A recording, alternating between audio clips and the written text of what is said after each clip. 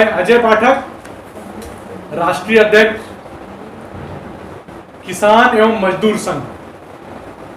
मैं इंद्रनील भट्टाचार्य, राष्ट्रीय महासचिव किसान एवं मजदूर संघ। सर, मेरा सवाल है, अभी अभी आपने खुद बोला कि जो लोग विरोध कर रहे हैं उनको नहीं पता कि आलू ऊपर उगता है या पेड़ में। जिन लोगों ने अभी ये बिल बनाया है, जिस जगह पे बैठ के एसी में बैठ के बिल बनाया है, क्या उनको पता है कि आलू पेड़ पे ऊपर लगता है या नीचे?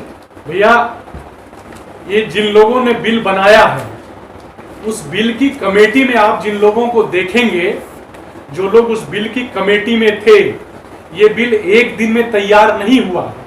इस बिल को तैयार करने में 2.5 साल लगे हैं, और जो 2.5 साल लगे हैं, इस देश के 12 लाख किसानों से संपर्क किया गया है, और उसमें से 6 लोग ऐसे हैं जो उन किसानों के पास जा करके इसके बारे में उनसे चर्चा करके तब ये बिल तैयार हुआ है। ये बिल एसी में बैठ करके नहीं बना।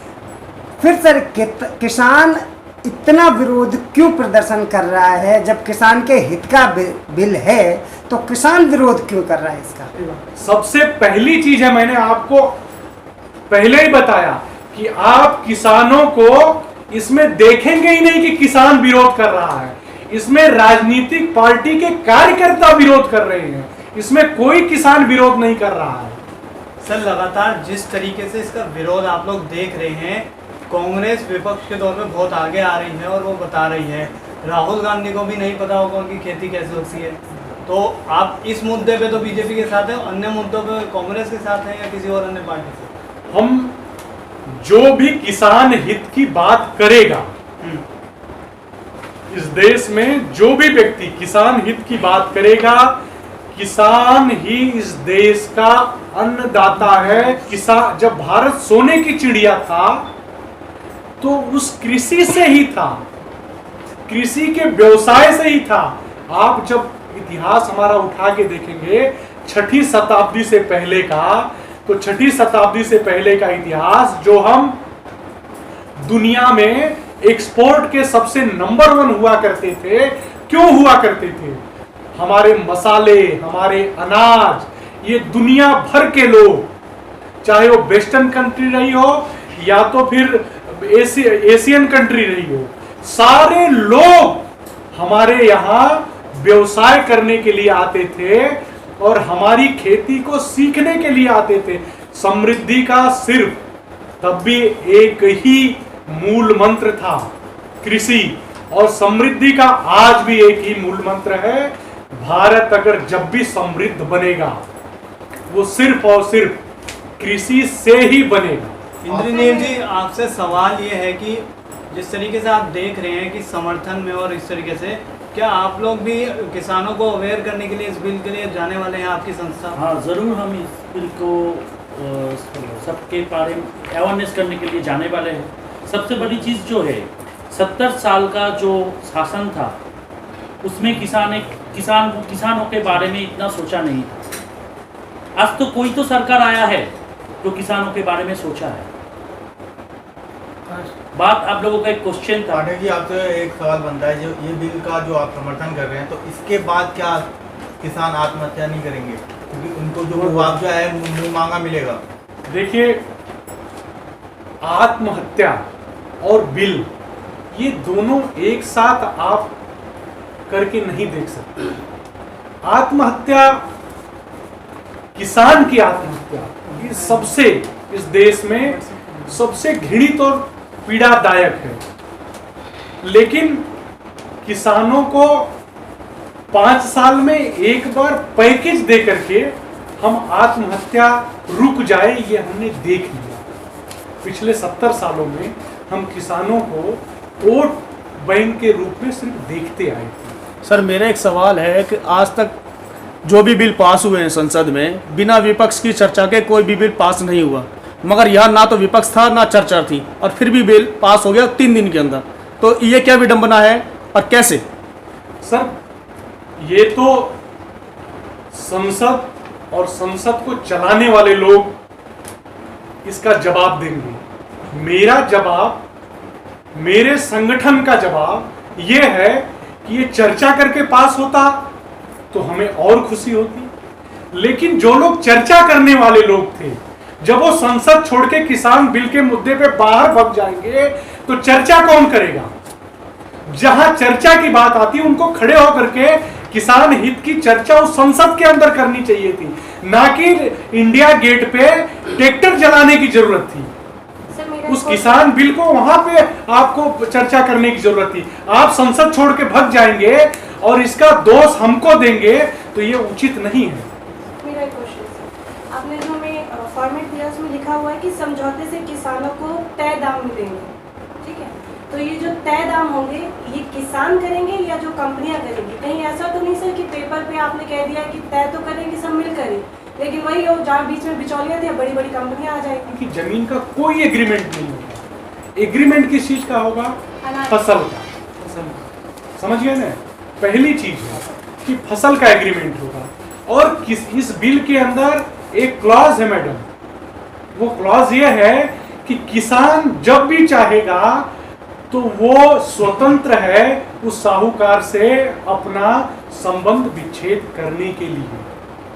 वो 1 साल से लेकर के 10 साल 15 साल तक उससे समझौते कर सकता है, लेकिन उस समझौते को किसान जब तोड़ता है तो चैलेंज कहीं नहीं होगा, लेकिन अगर साहूकार तोड़ेगा तो चैलेंज होगा। ये आप इस चीज को इसकी मूल आत्मा को समझिए कि इस बिल की मूल आत्मा क्या।